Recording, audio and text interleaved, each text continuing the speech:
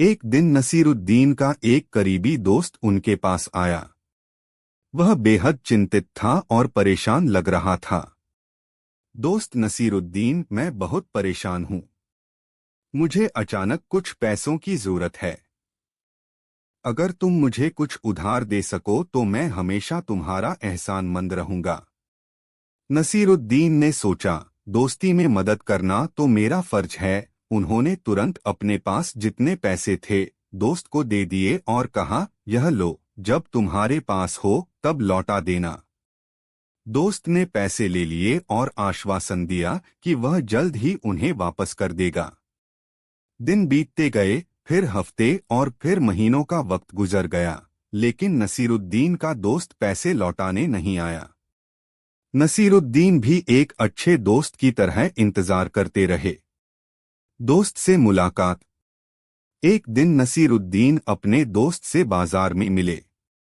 उन्होंने देखा कि वह नए कपड़े पहनकर और आराम से घूम रहा है। नसीरुद्दीन ने उसे देखकर हंसते हुए पूछा, नसीरुद्दीन मेरे दोस्त, तुम मुझे पैसे कब लौटाओगे? दोस्त ने मुस्कुराते हुए कहा, अरे नसीरुद्दीन, क्या तुम भी पैसे की बात कर रहे हो? दोस्ती में पैसे का क्या मतलब? नसीरुद्दीन ने फिर एक चतुराई भरी मुस्कान के साथ जवाब दिया, बिल्कुल सही कहा तुमने। दोस्ती में पैसों का क्या मतलब? लेकिन अब मैं सोच रहा हूं कि तुम्हें पैसे उधार देकर मैं कैसा दोस्त साबित हुआ। शायद हमारी दोस्ती की कीमत समझने में मैंने गलती की। चतुराई से कर्ज वसूल करना। नसीरुद्दीन ने फिर जोर से कहा, ठीक है, मुझे अब पैसों की जरूरत नहीं। मैं हर किसी को बताऊंगा कि तुमने मुझे पैसे लौटाने का वादा किया था, लेकिन दोस्ती की आड़ में इसे नकार दिया। शायद दूसरों को इस दोस्ती का मतलब समझ आ जाए। उनकी यह बात सुनते ही दोस्त गंभीर हो गया और झेंपते हुए बोला, नसीरुद्दीन, मैं तुम्हें पैसे लौटाने का वादा करता हूँ। नसीरुद्दीन ने शांत स्वर में कहा, वादा तभी निभाओ जब तुम्हारे पास सचमुच लौटाने की नीयत हो। दोस्ती तभी टिकती है जब दोनों एक दूसरे के प्रति ईमानदार रहें। अंत। इस घटना के बाद नसीरुद्दीन का दोस्त पैसे वापस ले आया और माफी मांगी। नसीरुद्दीन ने उसे माफ कर दिया, लेकिन उसे यह सिखा दिया कि दोस्ती में ईमानदारी ही सबसे बड़ी संपत्ति होती है। इस तरह नसीरुद्दीन ने अपने चतुराई भरे तरीके से अपने दोस्त को दोस्ती का असली मतलब सिखाया। यह कहानी हमें यह सिखाती है कि दोस्ती में भरोसा और ईमानदारी सबसे बड़ी चीजें हैं, और कभी-कभी प्यार से कही गई एक सच्ची बात किसी को सही राह पर ला सकती है। कहानी 2। एक बार की बात है, मुल्ला नसीरुद्दीन के पास एक अच्छा दोस्त था जो हर समय किसी न किसी तरह की मुश्किल में फंसा रहता था। वह किसी काम को समझने में हमेशा जल्दबाजी करता और गलतियां करता।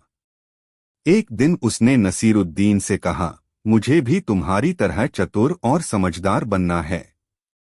क्या तुम मेरी मदद करोगे? नसीरुद्दीन ने मुस्कुराते हुए कहा, बिल्कुल। पर पहले तुम्हें धैर्य रखना सीखना होगा। दोस्त ने उत्साह के साथ सिर हिला दिया। नसीरुद्दीन और उसका दोस्त एक दिन जंगल में जा रहे थे। अचानक उनके सामने जानवरों के पैरों के निशान आए। दोस्त ने उत्साह में कहा, यह देखो, लगता है शेर का निशान है। चलो हम इसका पीछा करें। नसीरुद्दीन ने उसे शांत करते हुए कहा, पहले सोचो, क्या तुम्हें शेर का पीछा करना चाहिए? निशान देखकर भागना चाहिए, न कि उसका पीछा करना। पर दोस्त मानने को तैयार नहीं था। उसने आगे बढ़ना शुरू किया और नसीरुद्दीन चुपचाप उसका साथ देता रहा। जैसे ही वे कुछ दूर गए, अचानक झाड़ियों में कुछ हलचल हुई। डर के मारे दोस्त पीछे हट गया और नसीरुद्दीन ने हंसते हुए कहा, अब समझ आया कि जल्दबाजी कितनी खतरनाक होती है। एक दिन दोस्त ने नसीरुद्दीन से कहा कि वह कुछ पैसों की किल्लत में है और उससे कुछ उधार लेना चाहता है। नसीरुद्दीन ने कहा, मैं तुम्हें पैसे दे दूंगा, लेकिन पहले यह बताओ कि इसे कैसे वापस करोगे। दोस्त ने जल्दी से जवाब दिया, तुम मुझसे अभी यह क्यों पूछ रहे हो? पहले मुझे पैसे दो, फिर देखेंगे। नसीरुद्दीन ने मुस्कुराते हुए कहा, समझदारी से उधार लेना चाहिए और उसे वापस करने का सोच लेना चाहिए, वरना कर्ज हमेशा परेशानी बन जाता है। दोस्त ने समझा और पैसों की योजना बनाकर ही उधार लिया। कुछ दिनों बाद दोनों खेत में काम कर रहे थे और अचानक दोस्त ने एक पेड़ के पास कई सुनहरी चिड़ियों को देखा। उसने बिना सोचे समझे पकड़ने के लिए दौड़ लगा दी और अपनी फसल को रौंद डाला। नसीरुद्दीन ने उसे देखा और हंसते हुए कहा, जिन चीजों के पीछे तुम भागते हो उन्हें पाने का सबसे अच्छा तरीका धैर्य और सही योजना होती है, नहीं तो तुम खुद को नुकसान पहुंचाते हो। उस दिन दोस्त ने वाकई में समझा कि नसीरुद्दीन की बातों का मतलब क्या था। उसने अपनी जल्दबाजी छोड़ दी और सोच समझकर काम करने की आदत डाल ली। नसीरुद्दीन ने भी उसकी सीखने की क्षमता की प्रशंसा की और कहा, याद रखना, दोस्ती में समझदारी और धैर्य सबसे महत्वपूर्ण होते हैं। इस तरह नसीरुद्दीन ने अपने दोस्त को जीवन के कुछ सबसे महत्वपूर्ण सबक सिखाए और दोस्त ने धैर्य और समझदारी की असली कीमत को समझा। कहानी 3। एक बार की बात है, मुल्ला नसीरुद्दीन के गांव में चोरों का आतंक बढ़ गया था। नसीरुद्दीन के घर में भी कई बार चोरी हो चुकी थी। एक रात उन्होंने तय किया कि वे चोर को पकड़ेंगे और उसे सबक सिखाएंगे। रात का खेल। उस रात नसीरुद्दीन ने एक चाल चली। उन्होंने अपने घर में कीमती चीजें एक बड़े संदूक में रख दीं और उसे एक तरफ रख दिया। फिर खुद बिस्तर पर लेट गए और सोने का नाटक करने लगे। आधी रात को एक चोर चुपके से उनके घर में घुस आया और उसने संदूक को देख लिया। चोर ने सोचा कि उसमें कीमती सामान भरा है और वह उसे उठाकर बाहर जाने लगा। लेकिन संदूक भारी था और चोर को उसे उठाने में मुश्किल हो रही थी। तभी नसीरुद्दीन ने अपनी आंखें खोलीं और बोले, अरे भाई, इतनी मेहनत क्यों कर रहे हो? मैं खुद तुम्हारी मदद कर देता हूँ। चोर यह सुनकर हैरान हो गया, लेकिन उसे लगा कि नसीरुद्दीन शायद डर गया है, इसलिए उसने मदद करने की बात मानी। संदूक की सवारी। नसीरुद्दीन ने संदूक को चोर के साथ बाहर तक पहुंचाया और कहा, यह बहुत भारी है, चलो इसे तुम्हारे घर तक ले चलें। रास्ते में बातें करते करते तुम्हारा काम भी हो जाएगा। चोर ने सोचा, अजीब आदमी है, खुद ही चोरी में मदद कर रहा है। नसीरुद्दीन और चोर दोनों संदूक उठाकर चलने लगे। नसीरुद्दीन बीच बीच में चोर से सवाल करने लगे कि वह चोरी क्यों करता है और उसे इस काम में कितनी खुशी मिलती है। चोर धीरे धीरे नसीरुद्दीन से खुलने लगा और अपनी परेशानियों के बारे में बताने लगा। पुलिस के पास। चलते चलते वे शहर के पुलिस स्टेशन के पास पहुंच गए। नसीरुद्दीन ने कहा, भाई, यहाँ थोड़ा रुकते हैं, मैं भी थक गया हूँ और इस संदूक को यहीं थोड़ा देर के लिए छोड़ देते हैं। चोर को समझ नहीं आया कि नसीरुद्दीन ऐसा क्यों कह रहे हैं। अचानक नसीरुद्दीन ने दरवाजा खटखटाया और पुलिस वाले बाहर आ गए। नसीरुद्दीन ने हंसते हुए कहा, मुझे इस आदमी ने चोरी करने में मदद करने का काम सौंपा था, तो मैंने सोचा क्यों न इसे इसकी सही जगह पर पहुंचा दूं। चोर यह सुनकर घबरा गया और भागने की कोशिश करने लगा, लेकिन पुलिस ने उसे पकड़ लिया। अंत में नसीरुद्दीन की सीख। पुलिस ने चोर को गिरफ्तार कर लिया और नसीरुद्दीन से पूछा कि उन्होंने ऐसा क्यों किया। नसीरुद्दीन ने मुस्कुराते हुए कहा, चोरों को सिर्फ सजा देकर नहीं, बल्कि उन्हें यह दिखाकर सुधारना चाहिए कि वे भी गलत राह पर हैं। जब वे यह देखेंगे कि उनकी चालाकी से बड़ी चालाकी भी मौजूद है, तब शायद उन्हें सही राह का अंदाजा होगा। इस घटना के बाद गांव में नसीरुद्दीन की चतुराई के किस्से और ज्यादा मशहूर हो गए। नसीरुद्दीन की यह कहानी हमें सिखाती है कि ज्ञान और हास्य के साथ समस्याओं का समाधान कैसे निकाला जा सकता है। कहानी 4। एक समय की बात है, एक छोटे से गांव में नसीरुद्दीन अपने चतुर और मजेदार स्वभाव के लिए प्रसिद्ध थे। गांव में एक चोर था जो हर रात लोगों के घरों में घुसकर चोरी करता था। उसने गांव वालों को इतना परेशान कर दिया कि सब लोग नसीरुद्दीन के पास पहुंचे। गांव वालों की परेशानी। गांव के मुखिया ने कहा, नसीरुद्दीन, हमें इस चोर से बचाओ। वह हमारी सारी चीजें चुरा रहा है और अब हम सो भी नहीं पा रहे। नसीरुद्दीन ने मुस्कुराते हुए कहा, चिंता मत करो, मैं इसे सबक सिखाने का एक तरीका खोज लूंगा। योजना का निर्माण। नसीरुद्दीन ने एक योजना बनाई। उन्होंने गांव वालों को बताया कि रात को वे एक बड़ा जाल बिछाएंगे और चोर को पकड़ लेंगे। सभी ने नसीरुद्दीन की बात मान ली और योजना के अनुसार रात में एक साथ जाल बिछाने का निर्णय लिया। रात का समय। रात को नसीरुद्दीन ने गांव के सभी लोगों को बुलाया। उन्होंने एक बड़े जाल को गांव के एक छिपे हुए स्थान पर बिछाया और वहां सभी लोग छिप गए। सभी लोग चुपचाप चोर का इंतजार करने लगे। जैसे ही चोर आया, उसने देखा कि जाल के पास कुछ सामान रखा है। वह समझ गया कि यह लोगों की चीजें हैं।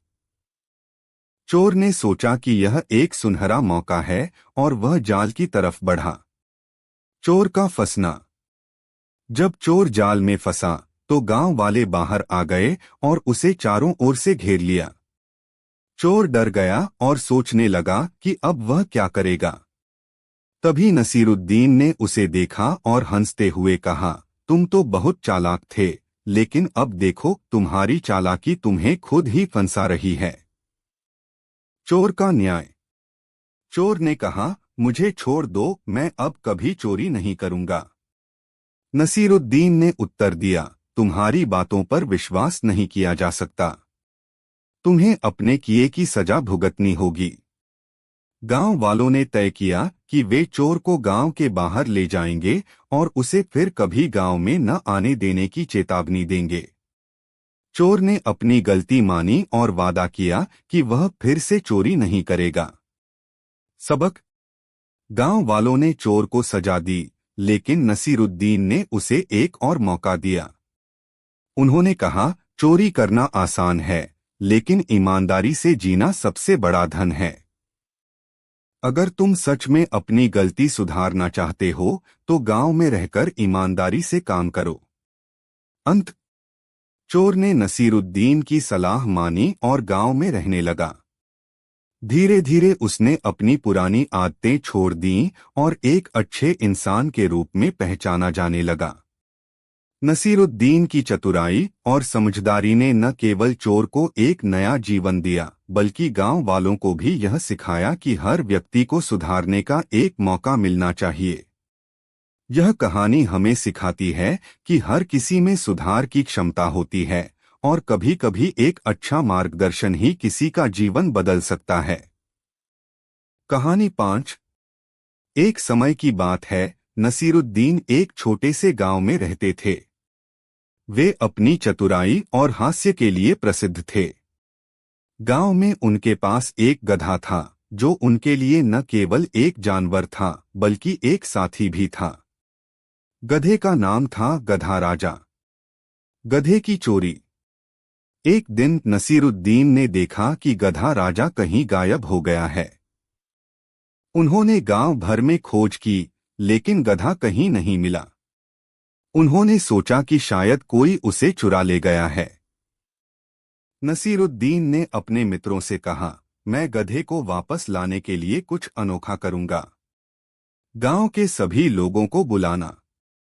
नसीरुद्दीन ने गांव के सभी लोगों को एकत्र किया और कहा, मैं गधा राजा को खोजने के लिए एक विशेष योजना बना रहा हूं। लेकिन इसके लिए मुझे आपकी मदद चाहिए। सभी लोग सुनने के लिए उत्सुक हो गए।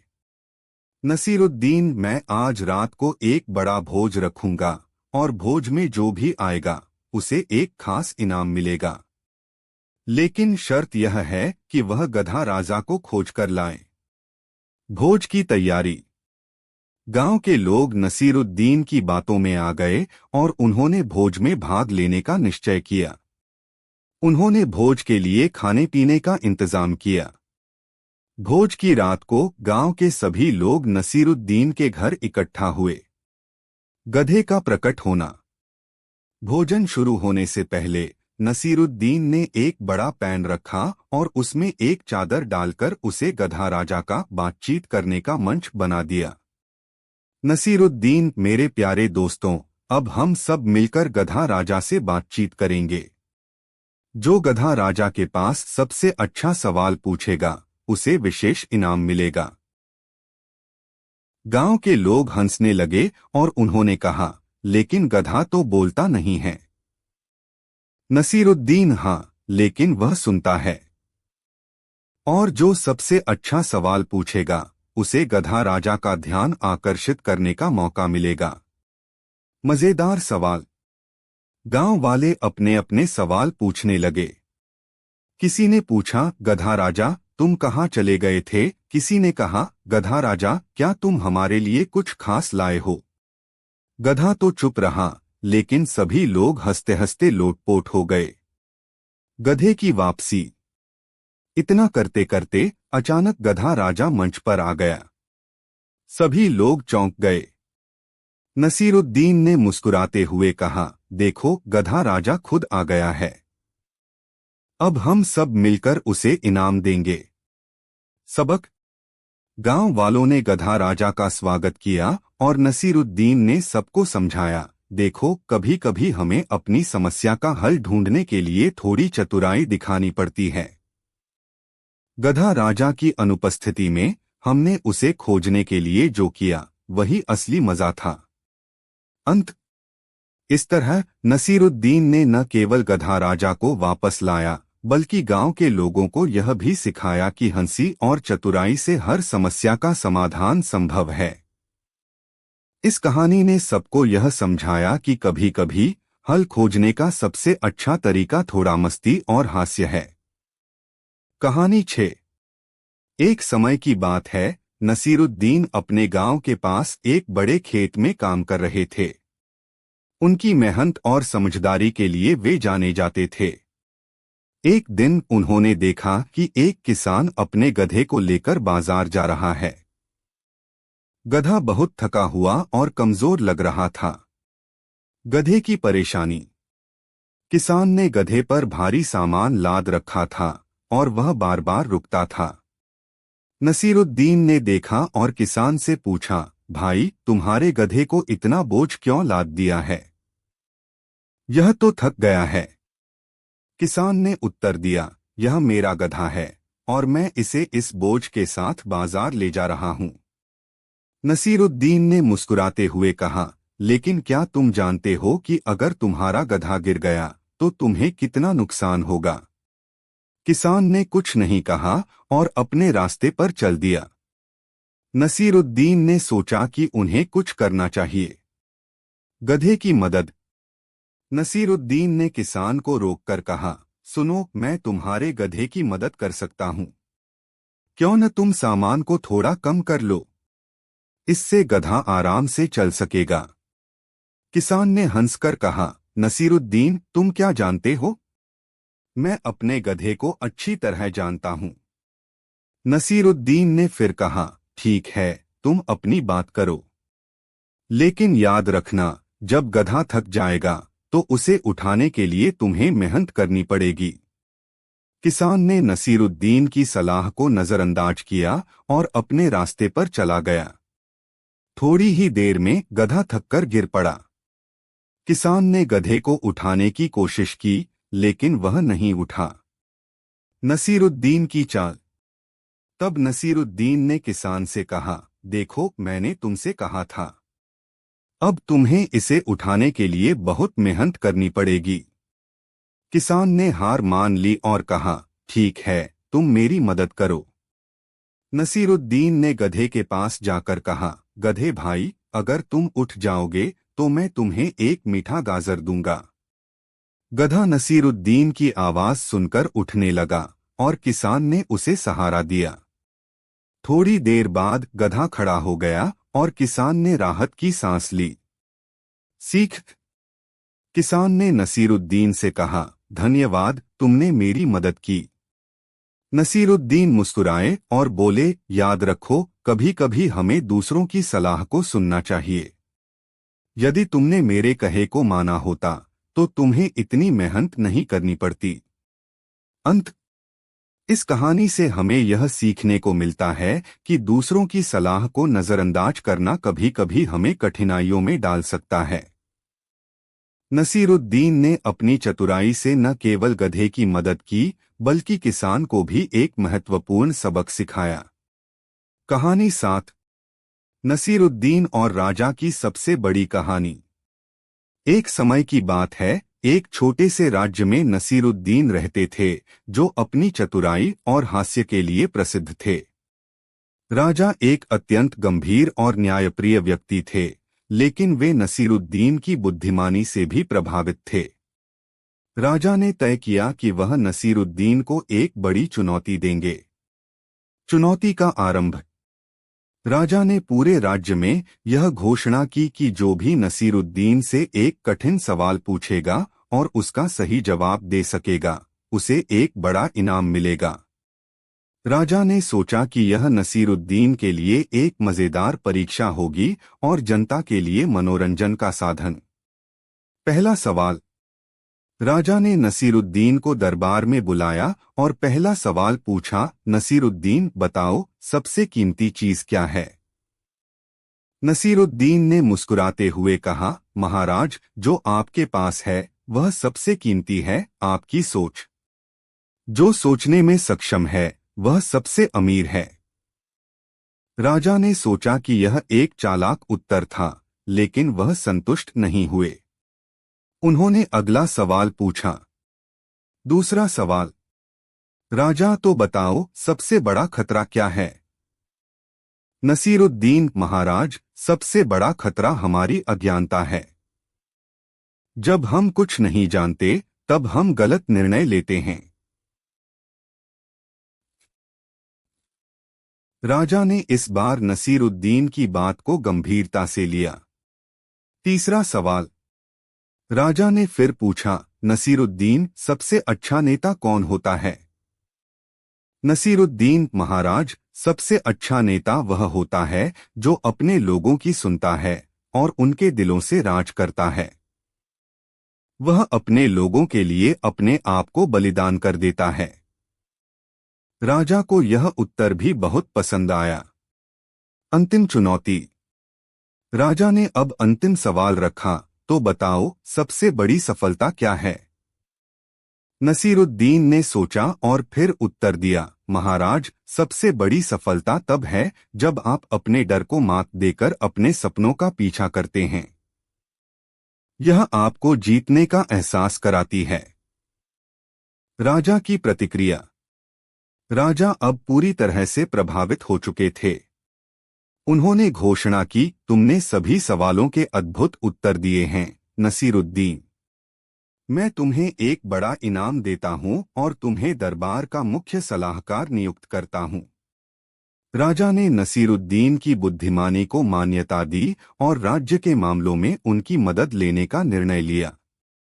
नसीरुद्दीन ने हंसते हुए कहा, महाराज, मैं सिर्फ सलाह दूंगा, लेकिन आपको अपने दिल से निर्णय लेना होगा। अंत। इस तरह नसीरुद्दीन ने न केवल राजा को अपनी बुद्धिमानी से प्रभावित किया, बल्कि उन्होंने उसे यह भी सिखाया कि सच्ची सफलता और नेतृत्व की शक्ति लोगों की भलाई में है। नसीरुद्दीन की यह कहानी आज भी हमें यह सिखाती है कि ज्ञान, चतुराई और सच्ची भावना ही किसी भी समस्या का समाधान निकाल सकती हैं। कहानी 8। एक समय की बात है, एक समृद्ध राज्य था जिसका राजा बहुत ही समझदार और न्यायप्रिय था। उसका नाम था राजा फरहात। राज्य में शांति और समृद्धि थी, लेकिन राजा का मन हमेशा ज्ञान की खोज में लगा रहता था। एक दिन राजा ने अपने दरबार में नसीरुद्दीन को बुलाने का फैसला किया, जो अपनी बुद्धिमानी और चतुराई के लिए प्रसिद्ध थे। दरबार में बुलावा। राजा ने दरबार में घोषणा की, मैं नसीरुद्दीन को बुला रहा हूं। मुझे उसकी बुद्धिमानी से कुछ सीखना है। नसीरुद्दीन दरबार में आए और राजा ने उन्हें देखा। राजा ने कहा, नसीरुद्दीन, मुझे एक प्रश्न पूछना है। तुम क्या समझते हो कि ज्ञान का सबसे बड़ा स्रोत क्या है? नसीरुद्दीन का उत्तर। नसीरुद्दीन मुस्कुराए और बोले, महाराज, ज्ञान का सबसे बड़ा स्रोत अनुभव है।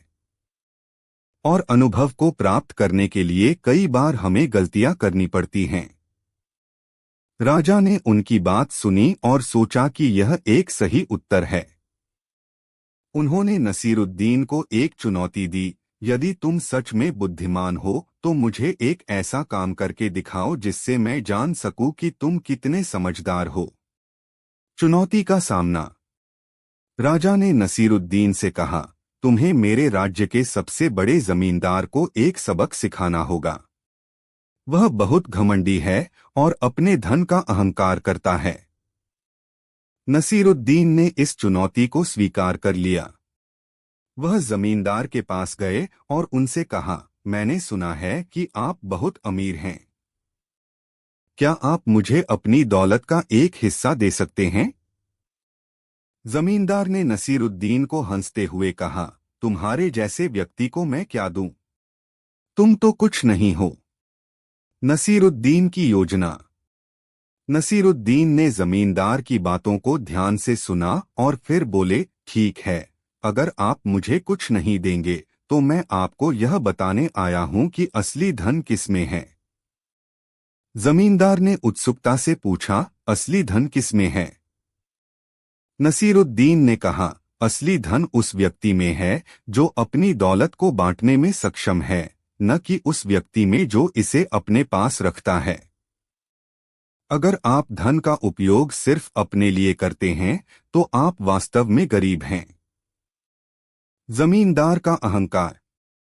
जमींदार को नसीरुद्दीन की बातों ने सोचने पर मजबूर कर दिया, लेकिन वह गुस्से में बोला, तुम्हारी बातों का मुझ पर कोई असर नहीं होने वाला। नसीरुद्दीन ने मुस्कुराते हुए कहा, यदि आप अपने धन का उपयोग नहीं करते तो एक दिन यह सब आपके लिए बेकार हो जाएगा। जो आपके पास है वह केवल आपके नाम पर है। सच्चा धन वह है जो आप दूसरों के साथ बांटते हैं। राजा की राय। कुछ समय बाद राजा फरहात ने नसीरुद्दीन से पूछा कि जमींदार ने क्या कहा। नसीरुद्दीन ने राजा को सारी बातें बताईं। राजा ने जमींदार को बुलाया और उसे नसीरुद्दीन की बातें समझाईं। राजा ने कहा, तुम्हें अपने धन का उपयोग अपने लोगों के भले के लिए करना चाहिए। यही सच्चा धन है। जमींदार को अपनी गलती का एहसास हुआ और उसने अपने धन का एक हिस्सा गरीबों और जरूरतमंदों की सहायता के लिए देने का निर्णय लिया। अंत। इस तरह नसीरुद्दीन ने न केवल जमींदार को समझाया बल्कि राजा को भी यह सिखाया कि सच्चा ज्ञान और धन तब होता है जब हम उसे साझा करते हैं। राजा ने नसीरुद्दीन की बुद्धिमानी की सराहना की और उन्हें अपने दरबार का मुख्य सलाहकार बना लिया। यह कहानी हमें सिखाती है कि असली समृद्धि और खुशी तब होती है जब हम अपने संसाधनों को दूसरों के साथ बांटते हैं और एक दूसरे की सहायता करते हैं। कहानी 9। एक बार की बात है, एक समृद्ध राज्य में नसीरुद्दीन एक प्रसिद्ध व्यक्ति थे। उनकी चतुराई और बुद्धिमानी के किस्से दूर दूर तक फैले थे। एक दिन राजा ने सुना कि नसीरुद्दीन के पास ज्ञान की अनमोल खजाना है। उन्होंने नसीरुद्दीन को दरबार में बुलाया। दरबार में आमंत्रण। राजा ने नसीरुद्दीन से कहा, मैं चाहता हूं कि तुम मुझे अपने ज्ञान से समृद्ध करो। मैं तुमसे 3 सवाल पूछूंगा और अगर तुम सही उत्तर दोगे तो मैं तुम्हें एक बड़ा इनाम दूंगा। नसीरुद्दीन ने मुस्कुराते हुए कहा, महाराज मैं तैयार हूं। आपके सवाल सुनिए। पहला सवाल।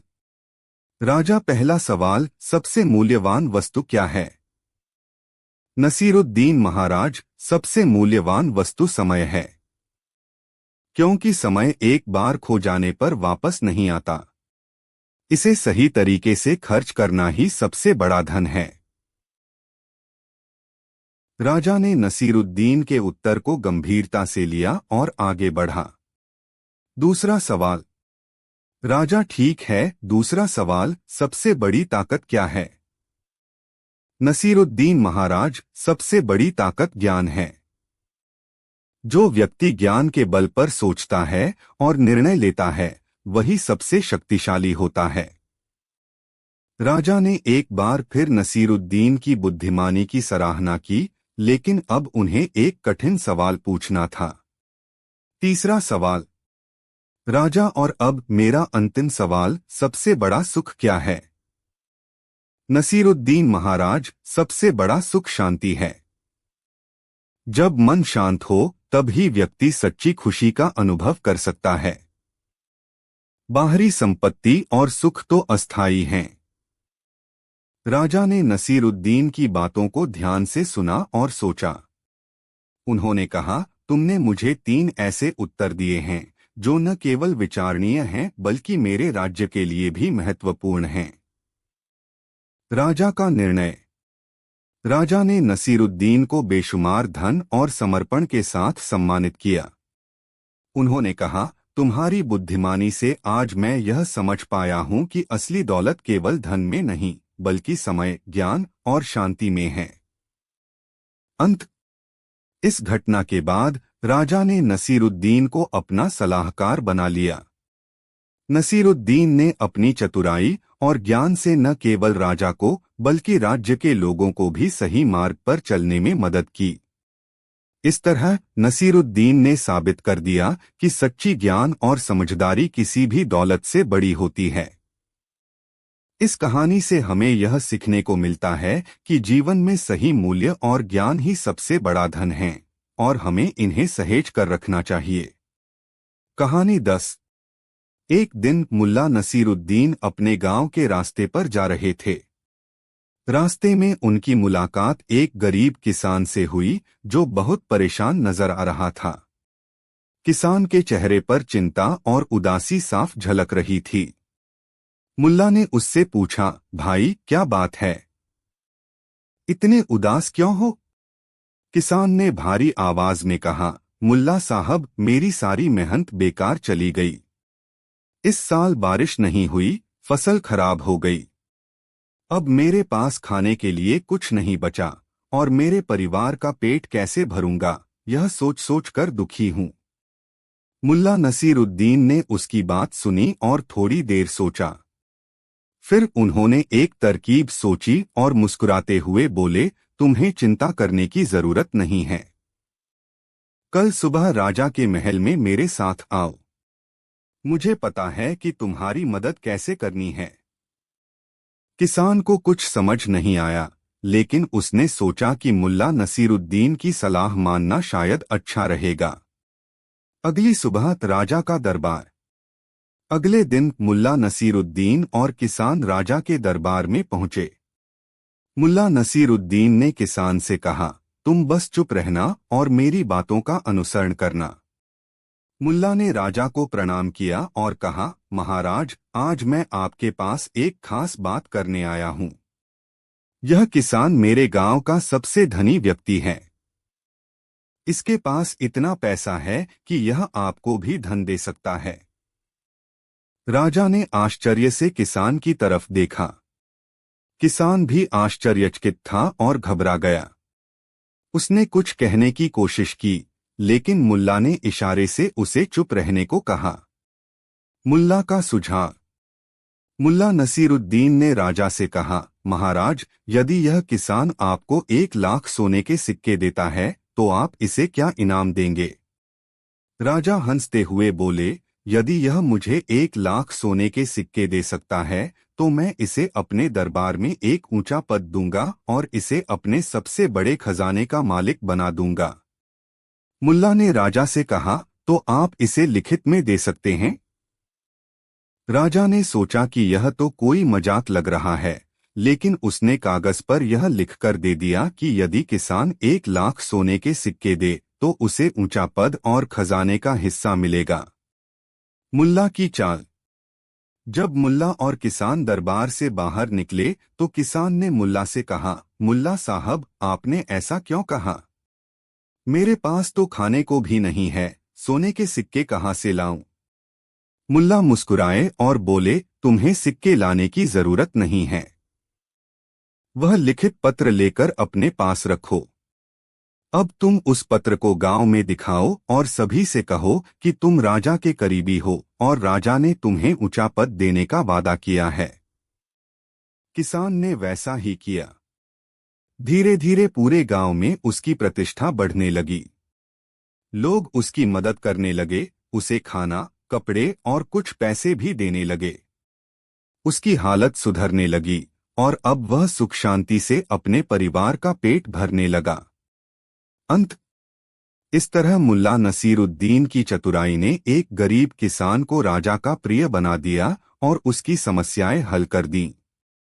इस कहानी से यह सीखने को मिलता है कि कभी कभी बुद्धिमानी और समझदारी से काम लिया जाए तो बिना किसी संपत्ति के भी जीवन की कठिनाइयों से निकला जा सकता है।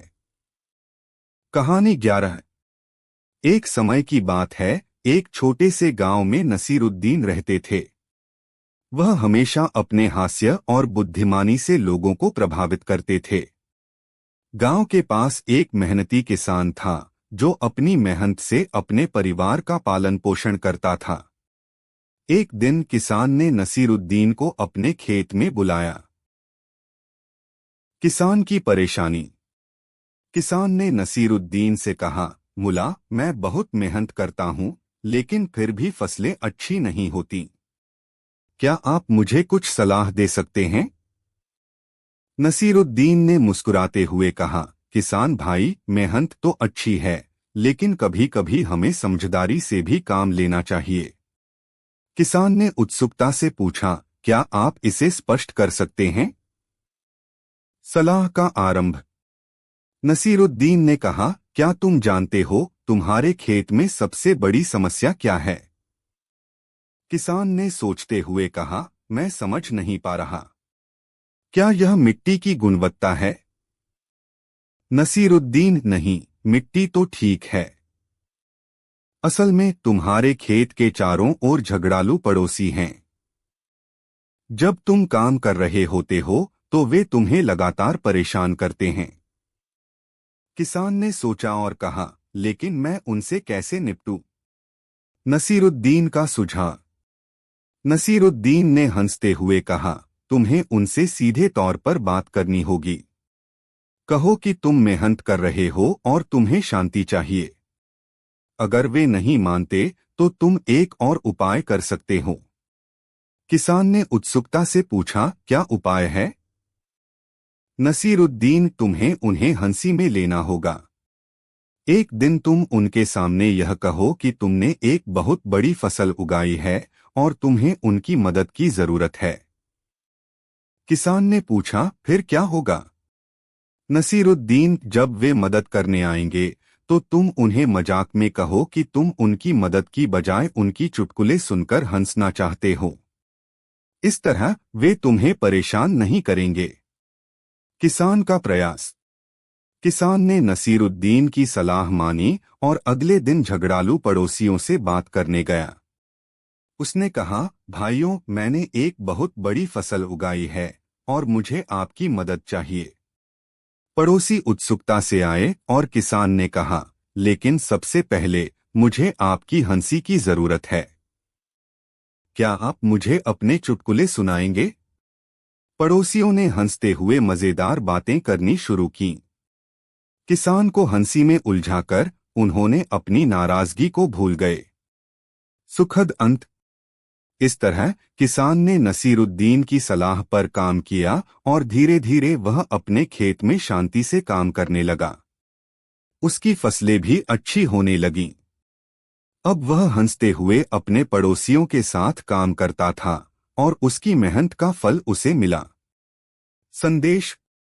किसान ने नसीरुद्दीन का आभार व्यक्त किया और कहा, आपकी सलाह ने मेरी जिंदगी बदल दी है। आप सच में एक अद्भुत व्यक्ति हैं।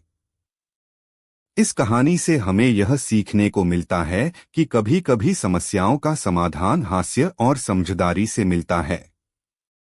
नसीरुद्दीन की बुद्धिमानी ने न केवल किसान की मदद की, बल्कि उसे जीवन की कठिनाइयों का सामना करने का नया तरीका भी सिखाया। कहानी 12। एक बार की बात है, मुल्ला नसीरुद्दीन और उनकी बीबी में एक हास्यास्पद लेकिन ज्ञानवर्धक घटना घटी, जो उनकी सबसे बड़ी कहानी मानी जाती है। मुल्ला नसीरुद्दीन और उनकी बीबी का संवाद। नसीरुद्दीन की बीबी अक्सर कहती थी कि मुल्ला को घर के कामों में थोड़ा और मदद करनी चाहिए। मुल्ला हमेशा हंसते हुए कह देते, अरे ये सब काम मेरे बस के नहीं हैं। मैं तो बस ज्ञान बांटने और मसले हल करने के लिए हूँ। लेकिन उनकी बीबी ने एक दिन ठान लिया कि वह मुल्ला को घर के काम करने पर मजबूर कर देंगी। एक दिन मुल्ला की बीबी ने उनसे कहा, मुल्ला, मुझे बाजार जाना है। तुम कुछ देर घर की देखभाल कर लो। मुल्ला ने हंसते हुए कहा, ठीक है, लेकिन मैं काम करने के लिए नहीं बैठा। बस थोड़ी देर के लिए देखभाल ही करूंगा। अजीब काम की शुरुआत। बीबी ने जाते वक्त मुल्ला को कामों की एक सूची दी। 1. दूध को उबालना। 2. आटे को गूंथना। 3. सफाई करना। मुल्ला ने सोचा कि ये काम तो बड़े आसान हैं और उसे कोई परेशानी नहीं होगी। लेकिन जैसे ही उसने दूध को उबालना शुरू किया, उसका ध्यान बर्तन के ऊपर रखा तांबे का चमचमाता ढक्कन पर गया। नसीरुद्दीन ने सोचा कि यह ढक्कन अच्छा दिखता है, क्यों न इसे साफ कर दिया जाए। उन्होंने ढक्कन को साफ करने में इतनी मशगूलता से लगा गए कि दूध उबालकर बह गया। आटे का मजेदार किस्सा। इसके बाद उन्होंने आटा गूंथने का सोचा। वह आटे में पानी डालते रहे, लेकिन कभी पानी ज्यादा हो जाता तो कभी आटा गाढ़ा हो जाता। उन्होंने आखिरकार आटे में इतनी मात्रा में पानी डाल दिया कि आटा एक चिपचिपा दलदल बन गया। परेशान होकर उन्होंने आटा वही छोड़ दिया और सफाई का काम करने लगे। सफाई का नतीजा। जब मुल्ला सफाई करने लगे तो अचानक उन्हें ख्याल आया कि अगर वो सारे सामान को छत पर ले जाएं, तो नीचे सफाई करना आसान हो जाएगा। उन्होंने कुर्सी, मेज, सारे बर्तन और कई चीजें उठाकर छत पर रख दीं। अंततः नीचे की जगह तो साफ हो गई, लेकिन जब सब सामान छत पर रखा तो बारिश शुरू हो गई और सब कुछ गीला हो गया। बीबी की वापसी और मुल्ला का ज्ञान। बीबी जब बाजार से लौटीं तो देखा कि रसोई में दूध फैला हुआ है, आटा चिपचिपा पड़ा है और सारा फर्नीचर छत पर भीग रहा है। गुस्से में उन्होंने मुल्ला से पूछा, यह सब क्या है मुल्ला? मुल्ला ने गंभीरता से जवाब दिया, बीबी, आज मैंने यह सीखा है कि हर काम को करने का एक तरीका होता है और हर इंसान का अपना हुनर होता है। मैंने कोशिश की, लेकिन शायद इन कामों के लिए मुझे और अभ्यास की जरूरत है। बीबी ने हंसते हुए कहा, अरे मुल्ला, अब तो मुझे भी समझ में आ गया कि हर काम की अपनी अलग मुश्किलें होती हैं। तुम अपना काम करो और मैं अपना काम देखूंगी। अंत। इस तरह से मुल्ला नसीरुद्दीन ने अपनी चतुराई से न केवल अपनी बीबी को हंसाया, बल्कि यह भी दिखा दिया कि किसी भी काम की कद्र तभी होती है जब उसे करना आसान न हो।